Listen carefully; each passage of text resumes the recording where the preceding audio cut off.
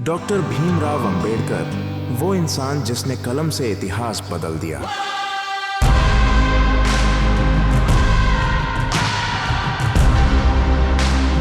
अगर बाबा साहेब ना होते तो आज हम सबके अधिकार सिर्फ किताबों में होते।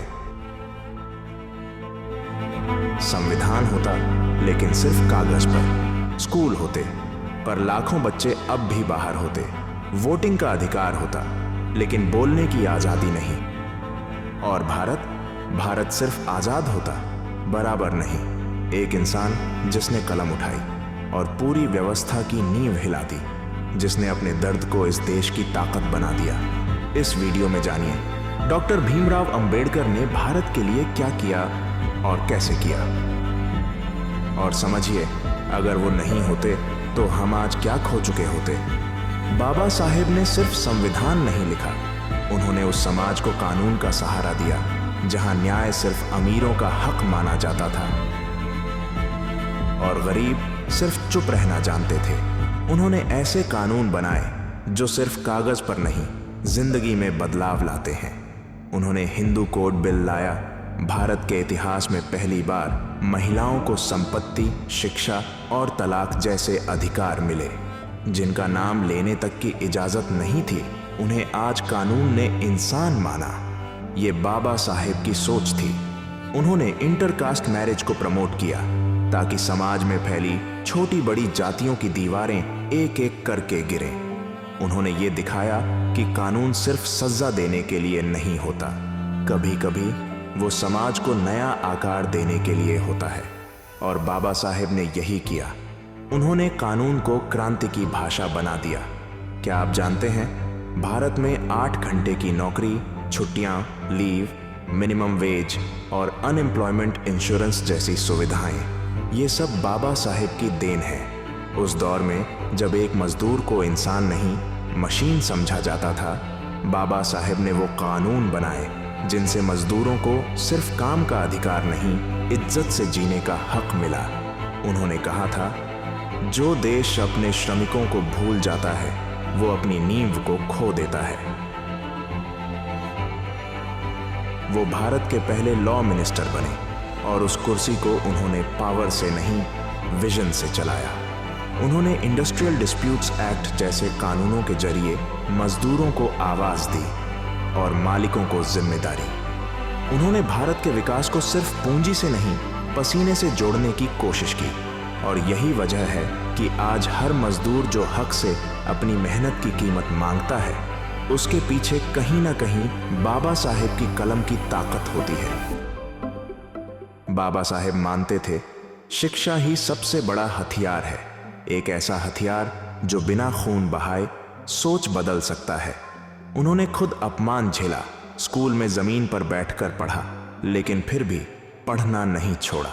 उन्होंने हजारों स्कूल, पुस्तकालय और शैक्षिक संस्थाएं शुरू की। उन्होंने कहा, अगर दलितों को आजाद करना है तो पहले उन्हें शिक्षित करना होगा।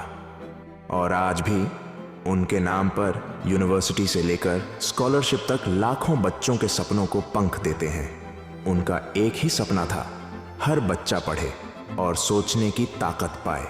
क्योंकि बाबा साहेब जानते थे, अगर सोच आजाद हो जाए तो समाज खुद ब खुद बदल जाता है। आज भारत की महिलाएं जो हक रखती हैं, उन अधिकारों की नींव बाबा साहेब ने डाली थी। उन्होंने उस दौर में जब महिलाएं सिर्फ घर की चारदीवारी तक सीमित थीं, हिंदू कोड बिल के जरिए महिलाओं को संपत्ति, शिक्षा और स्वतंत्र निर्णय लेने का अधिकार दिलवाया। उन्होंने कहा था, किसी भी समाज की तरक्की उसकी महिलाओं की स्थिति देखकर पता चलती है। उन्होंने सिर्फ कानून नहीं बदले, उन्होंने एक सोच बदलने की कोशिश की। उन्होंने वो सवाल उठाए जिनसे सदियों से कोई नजरें चुरा रहा था। तलाक, पुनर्विवाह, संपत्ति का हक, हर उस बात को कानून में दर्ज किया जिसे समाज मुनासिब नहीं मानता था। और इसी सोच से उन्होंने भारत की नारी क्रांति की शुरुआत की। एक ऐसी क्रांति जो आज भी हर महिला की आवाज में गूंजती है। बाबा साहेब ने बौद्ध धर्म अपनाया, लेकिन वो धर्मांतरण नाराजगी से नहीं, आत्मसम्मान की क्रांति से था। ये विद्रोह नहीं था, ये था अपनी पहचान को स्वीकार करने का साहस। उन्होंने लाखों लोगों को वो रास्ता दिखाया जहां न भगवान का डर था और न जाति की दीवार। उन्होंने कहा, तुम जो हो वही काफी हो, तुम्हारा सम्मान तुम्हारा अधिकार है। जब धर्म ने उन्हें इंसान नहीं माना तो उन्होंने ऐसा धर्म चुना जहां हर इंसान बराबर है।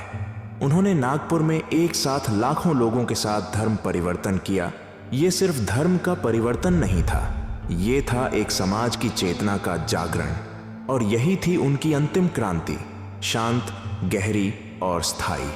एक ऐसी क्रांति जो आज भी हर उस इंसान को आवाज देती है जिसे कभी चुप रहने पर मजबूर किया गया था।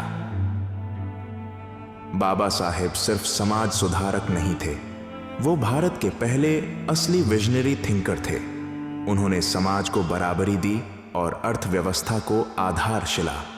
उन्होंने रिजर्व बैंक ऑफ इंडिया की मूल रूपरेखा बनाई जब भारत आजाद भी नहीं हुआ था।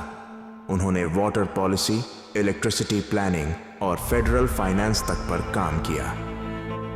ऐसे विषय जिन्हें उस दौर के बहुत से नेता भविष्य की बातें मानते थे, लेकिन बाबा साहेब ने उन्हें आज का मुद्दा बना दिया। उन्होंने अर्थव्यवस्था को सिर्फ आंकड़ों से नहीं देखा। उन्होंने कहा, अगर देश का हर नागरिक सक्षम नहीं है तो जीडीपी की कोई कीमत नहीं। उन्होंने ऐसी नीतियां बनाई जहां सामाजिक न्याय और आर्थिक नीति एक ही दिशा में चलते हैं। और यही था उनका सपना, एक ऐसा भारत जो सिर्फ तेज नहीं, सबके लिए साथ चले। अब सोचिए, अगर बाबा साहेब ना होते तो क्या सबके पास बराबरी का हक होता? क्या आज हम गर्व से संविधान की बात कर पाते? क्या महिलाएं, मजदूर, दलित, पिछड़े आवाज उठा पाते? शायद नहीं। बाबा साहेब ने हमें आजादी के बाद जिंदगी जीने का अधिकार दिया। उन्होंने हर उस इंसान के लिए लड़ाई लड़ी जिसे दुनिया ने चुप रहने को कहा। आज जो कुछ भी हम हैं, उसमें कहीं ना कहीं बाबा साहेब की सोच, उनकी कलम और उनकी आग शामिल है। इस वीडियो को हर उस इंसान तक पहुंचाओ जिसे नहीं पता कि भारत बाबा साहब के बिना क्या होता।